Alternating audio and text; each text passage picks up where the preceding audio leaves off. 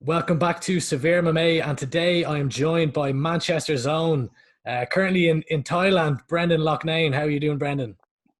Living the dream, mate. Living the dream. Yeah, so as I said, out in Thailand, how's it going out there? And I guess I'm sure you're sick of hearing or being asked this question, but what's the situation like out there at the moment? Oh, I'm definitely not sick of talking about Thailand, mate. I love it to death. It's got. I think my soul's stuck over here. You know what I mean? Every time I go, I always come back. I've been here. I think this is about my 10th time now, literally. But yeah, the situation's not been too bad at all. A little bit of restrictions. Obviously, the gym's closed. A curfew between 10 and 4. But apart from that, it's been great. I've been all my training partners have been coming around, still getting me training and stuff. So yeah, I can't complain, mate. No complaints from me.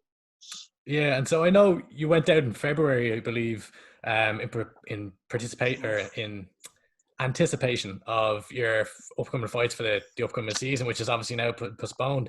Was it just a case that you were kind of going out there to train and then it's just kind of been indefinitely extended considering the Yeah, coronavirus? yeah, 100%. You hit the nail on the head. Really, fought New Year's Eve, kind of had January off, and then yeah, come out here. I knew I was going to be fighting around May time, so I come out in February. Started cracking on with the training. Training was going great. Got great training partners here. Camp was going amazingly well, really smooth. And then yeah, obviously got the news a few days ago that it was off. Heartbreaking, to be honest, mate. Sat on the shelf for another year, but whole world's in a crisis. What can you really do? So, I can't get too beat up about it. It's got to crack on. And like I say, I'm in one of the best places in the world right now. So, no complaints from me, mate. Yeah, absolutely. Beautiful spot. And has it been difficult to kind of get the same level of training? Obviously, the gyms, I imagine, are closed, but you're just trying to kind of get whatever training you can in while you can. Not, to be honest, mate, the training's got better because the wrestling coach there and the striking coach, they used to pad in 10, 15 people a day. The wrestling coach has got classes and all that. And now they're just free to train. So, we set a load of You get mats the up. VIP Yeah, experience now. there we go. Do you know what I mean? There we go. Ours is like the chilling spot. Like, got the music on all day. We get the barbecue out. It's fucking living the dream, to be honest. Yeah, exactly. And so obviously the PFL postponed their season, so it's going to be 2021 in the spring before that kind of rolls around. And unfortunately, they had to release some of their fighters. And PFL's been in the news a lot. They've been doing great things as well with the stipends and stuff like that. But just to confirm, you are still a contracted PFL fighter, right? Yeah, I'm still under contract. Yeah, we're just working out, about the stipend and also whether I can fight in between. I don't want to sit on the show. It's over a year if you work it out. If they say June next year, I mean, what we are now, April, early May. So it's a long time on the shelf, mate. And Mm. especially now I'm just turned 30. I'm in my prime. And believe me, I was ready to take that million this year. I was ready. This was my time. Do you know what I mean? And like, now I've just got to sit out another 12 months, which over 12 months, and I'm not happy about it. But I mean, what can we do? There's other fighters out there that did lose the contract with them, and there's fighters that have lost contracts with major organisations and stuff. And like, it's a really difficult time, and the landscape of MMA's changed a lot now. I mean, if the UFC do put this show on in the next 2 weeks, they might be the only ones putting on show for a while. Who knows what's going to happen? So, I mean, I can't get Yeah, too down about it. I mean, you'll a have, few. Go on. no, I was going to say you'll have to swim over to Fight Island and maybe see if they can let you go in for one. I know, do you know what I'm saying? Oh, that Fight Island sounds like a great idea, and I really do hope it pulls off because I, for one, would love to see it, to be honest. Yeah, and just on the stipend, so like how helpful is that when obviously some organizations aren't able to do this, some are, and obviously PFL had to release it in some fighters, I imagine, in order to be able to financially support their roster and stuff like that. So I guess how beneficial and how crucial is that stipend to you? Like, I mean, well, my manager's dealing with all that situation. I don't really know too much about it. I'll probably have more details next week. Like I said, I only did just find out this news not long ago. So all that's being figured out. We're figuring out if we can get some fights in between, and nothing's set yet. So, I'm very grateful for PFL. I'm a very happy PFL fighter, extremely happy. They kept me active last year. They paid me well, and they looked after me. They treated me like a real professional, and I owe them a lot, and I'm really happy to be a part of their roster. And I'm just gonna have to sit on the fence for a year like everyone else. yeah, it's terrible. And like when I think I of know. kind of the scene right now that it's basically been put on hold, and just thinking about someone the likes of yourself, where you've had kind of this such a roller coaster of a 2019, where you were kind of trying to get matched for a long time. You finally got into the contender series, and then like that. What more can you say about that one? You won your fight. You did everything you could do. Unfortunately, you didn't get signed. But then you got the contract with PFL. You had 2 great wins. You're fighting in Madison Square Garden to finish the year. And now here we are in 2020, and the whole world is on lockdown. Just like, what are the emotions like, or how do you Like, how do you summarize it? it's like when can you catch a break moment? It's one of them. You know what I mean? Yeah, It's like this has happened to me throughout my career. If you look, 5 fights, then I had the split decision loss to Dukamwa. 5 fights, split decision loss to Healer. 5 fights. You know, it seems to be a little bit of a trend, but now I was really like gearing up to my prime, and I had that contender fight against a really tough opponent, putting a good performance.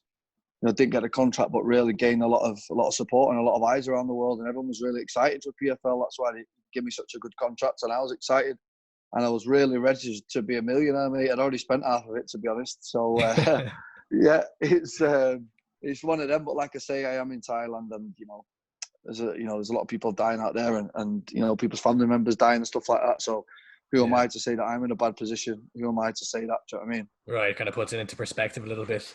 And I Of just want course. to jump back to just after that Dana White choosing like contender series ordeal, shall we say. I know you were speaking to the media back then, and you kind of spoke about how like it took a lot to come back from that, and like the kind of the mental resolve and the mental battle that you had to go through. But now, kind of, we're what, almost not a year, but coming up on a year later, you've had 2 big fights, 2 big wins. You're flying with the PFL, kind of ready to go into that season for $1 million. Like, what's your mental state of mind right now? It was a bit different then because, I'd worked 7 years to get back in that position to get to the UFC. Do you know what I mean? It was a 7-year journey from when I last fought there, and I lost a split decision up until this one. I thought, there's no way I'm losing this fight, and I didn't. No, I went in and beat the guy up, and that's all you can ask, really, isn't it? So I did everything I could. That night wasn't my night, but now I felt like I am coming into my time, and just a bit unfortunate with what's gone on. But I'm still in a great position. I'm still on a 5-fight win streak. I'm still signed to the PFL. Still got a good contract. And fucking hell, it's just a year on the shelf. Do you know what I mean? Yeah. And we spoke a bit about there about Fight Island and the UFC putting on events and them kind of being the only ones. Obviously, Dominick Cruz is going to be fighting Henry Cejudo in the co-main event for the title.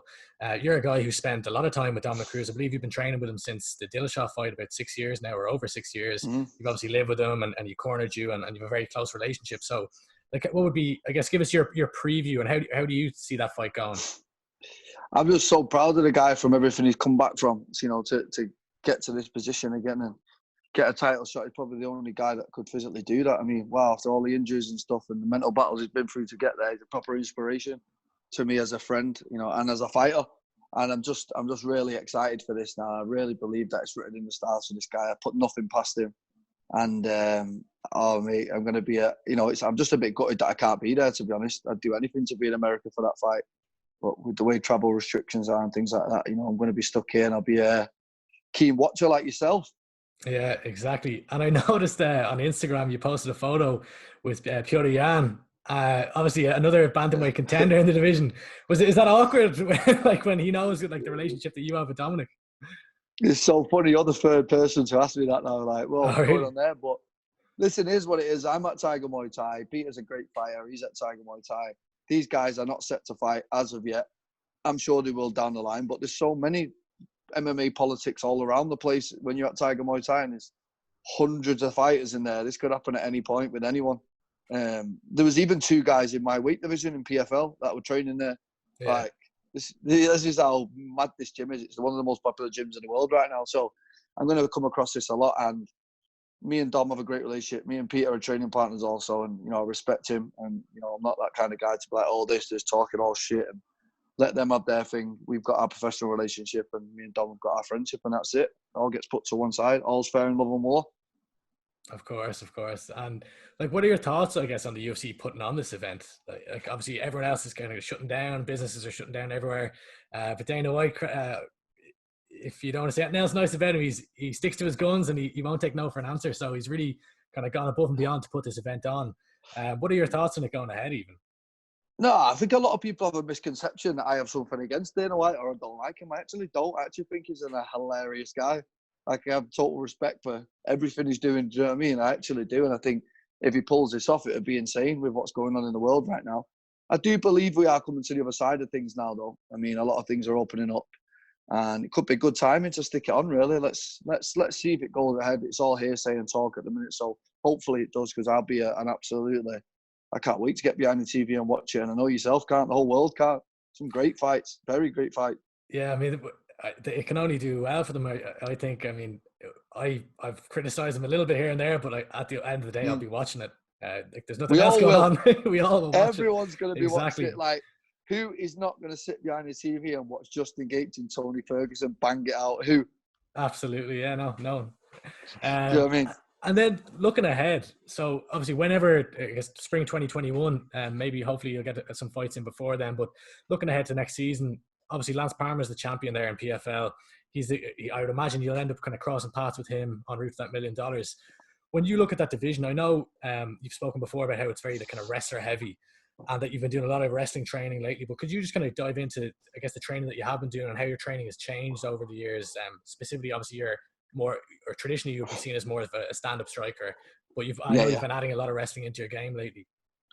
Well, yeah, I mean, it's the most important thing for me right now is anti-wrestling, you know, and I've probably got one of the best coaches in the world for that right now, the guy who just coached Adesanya to beat Yoel Romero, and he also is Volkanovski's wrestling coach, and, you know, I've been training with him most days, and you're not going to get much better anti-wrestling than them two men right now, so, you know, I'm in a good hands, I'm in good spirits with it, and I can't wait to show. I can't wait for these to try and take me down. I'm excited for these wrestlers to try and take me down. I can't wait to show the world how good my wrestling is.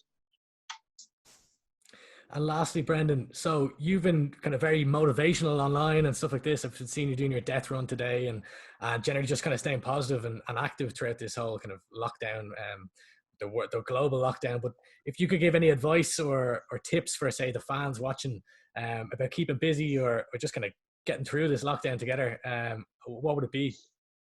Don't get me wrong though, mate. I'm putting these videos on, but I'm in a very fortunate position over here where I'm not locked down like you guys are. You're allowed to walk around a little bit during the day and stuff like that. Like, so for me, I'm just posting what I can do on my side of things to uplift myself and other people on here. But I know that it's not actually possible for people to do that right now in England and all over the place. So it'd be unfair of me to be like, oh, go out and do this, do that. So I just post what I'm doing on a day to day. Hopefully it cheers you up. You know what I mean? Hopefully you have a laugh at some of the things, like, but you just got to stay as active as you can. What's the point in sitting around and moping about it? Like, I've got an open door here and I can train.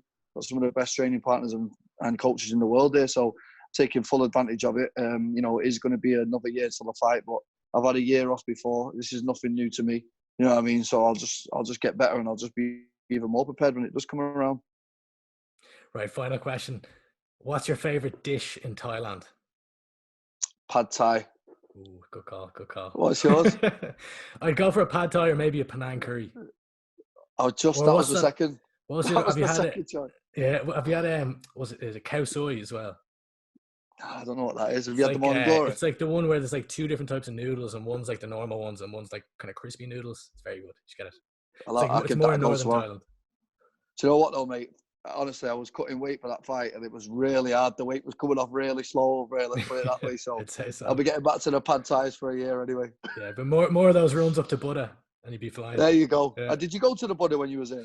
I never made it to Phuket, unfortunately. But I went there. Come on, mate. How could you come to Thailand? I know. How? I'll have to come back. Anytime, mate. Yeah. I'll probably still be sat here in a year anyway. Exactly. Probably still in lockdown. Yeah, exactly. Well, thanks a million for joining us today, Brendan. I can't wait to see you back in there. Hopefully it'll be before 2021, but I mean, as it stands, spring 2021, you'll be fighting for that $1 million. We're all behind you, obviously, and best of luck. Top man, thank you very much. Thanks for your time. Thanks very much, Brendan.